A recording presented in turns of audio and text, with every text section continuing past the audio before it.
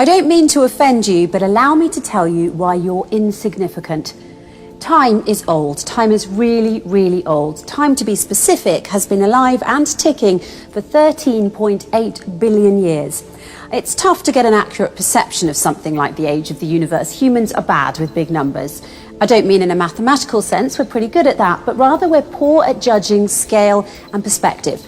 Have you considered, for example, that there's a 31-year difference between a million and a billion seconds?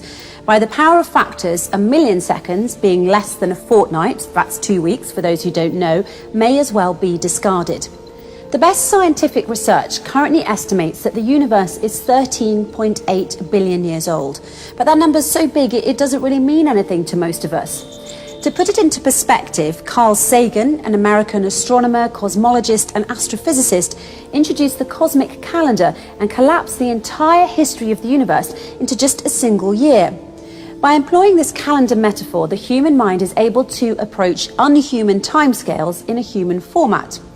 In his book, The Dragons of Eden, and his TV series Cosmos, Carl Sagan popularized a method to visualize the chronology of the universe.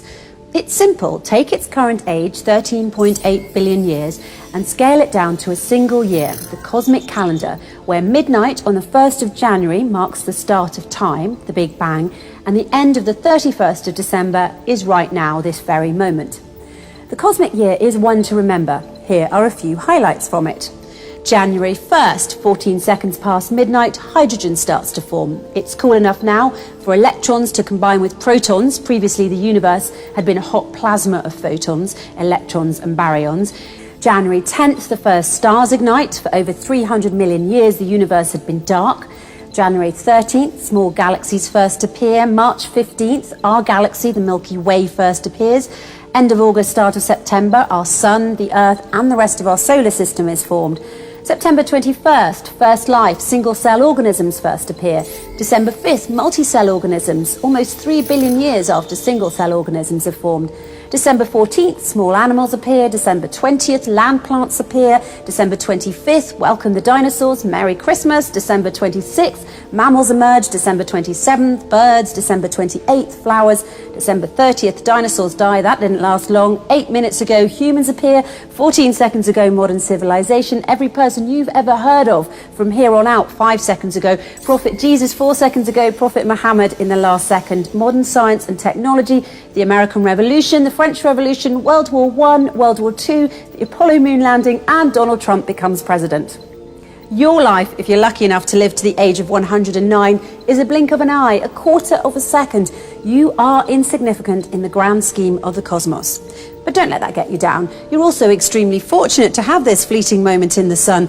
The average ejaculate has 250 million sperm cells, and you made it, buddy. Best make the best of your day. Carl Sagan's cosmic calendar did not only help us understand the age of the universe in an easier way, but it also helped us understand what is meant by two groups of verses in the Holy Quran, addressing the same topic, but written in a different way. The first group of verses says, "It is He, God, who created the heavens and earth in 6 days." And the other group of verses says, "It is He who created the heavens and the earth and what is between them in 6 days." This is the Quranic cosmic calendar revealed over 1400 years ago. And let me explain why I believe the Holy Quran introduced the cosmic calendar approach first, before Carl Sagan. The answer is simple. It's because there is a great similarity between the Holy Quran's cosmic calendar and Carl Sagan's cosmic calendar. These similarities are as follows. First, by employing this calendar metaphor, the human mind is able to approach unhuman timescales in a human format. That's why Carl Sagan popularized the cosmic calendar in the first place and collapsed the entire history of the universe into just a single year, 365 days.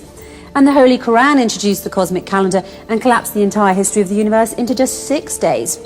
Second, Carl Sagan's cosmic calendar tells us that the Earth was formed in the end of August, which means it was formed in the 8th month out of 12 months, which is precisely at the point when the universe was in 2/3 of its age. Now, similarly, the Holy Quran's cosmic calendar tells us that the Earth was formed in 4 days out of a total of 6 days, being again when the universe was exactly in 2/3 of its age. This is written in chapter 41, from verses 10 until 12. In 4 days he made in the earth what anchors it from high above it, and put barak in it, and equally measured out sustenance of its dwellers for those who ask. Then he directed himself to the heaven while it was smoke. Then verse 12 says, and he completed them 7 heavens within 2 days, and he made in each heaven its affair, and adorned the nearest heaven with lamps. Third, when Carl Sagan first popularized his cosmic calendar in 1996, it spanned 1 year, and there was no Donald Trump at that time. And when I read the cosmic calendar for you now, it also spanned 1 year, but this time it did include Donald Trump becoming president as an example of a recent famous event. And when anyone reads Carl Sagan's cosmic calendar after thousands of years, it will remain the duration of 1 year, and it will include future events that are yet unknown to us now.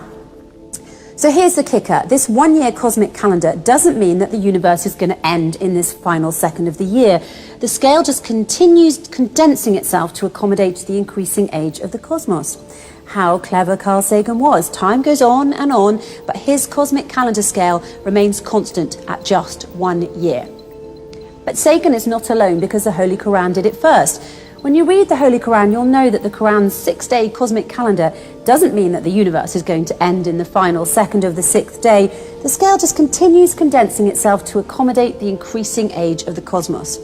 When the Holy Quran says it is He, God, who created the heavens and earth in 6 days, and in another verse says it is He who created the heavens and the earth and what is between them in 6 days, it is implying that what is between the heavens and the earth have not yet ended. Every moment there is something created in between the heavens and the earth. So now I say, how clever the Holy Quran is. Time goes on, and still its cosmic calendar scale remains constant at just 6 days.